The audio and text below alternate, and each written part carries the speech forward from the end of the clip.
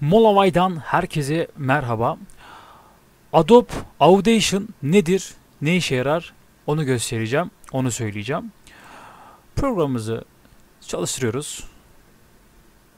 Evet, ilk programı çalıştırdığımız zaman karşımıza görmüş olduğunuz gibi böyle bir ekran çıkıyor.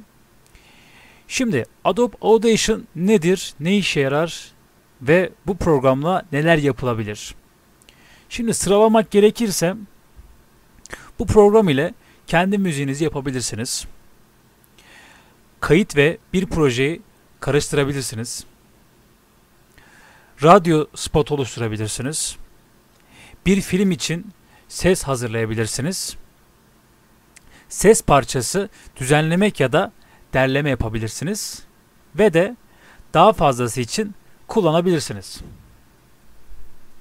Yani demem o ki bu programla birden fazla şey yapabilirsiniz. Şimdi programa gelecek olursak programın arayüzü şöyle görmüş olduğunuz gibi. Şimdi programı kullanmak istiyorsanız eğer ilk önce yapacağınız işlemi belirlemeniz gerekiyor.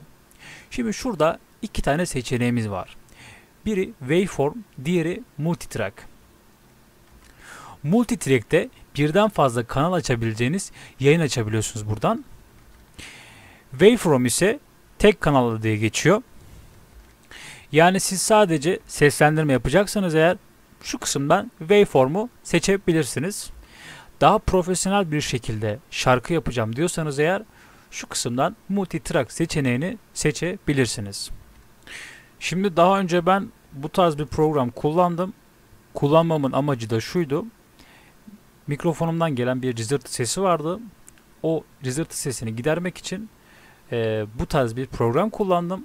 Hemen hemen işlevleri aynıydı. Tabii bu program biraz daha profesyonel bir şekilde. Çünkü o programda sadece ses kayıtlarınızı düzenlemenize izin veriyordu. Fakat bu program hem ses kayıtlarınızı hem de yapmış olduğunuz şarkılarınıza edit yapmanıza olanak sağlıyor. Umarım beğenmişsinizdir. Kendinize iyi bakın. Hoşça kalın.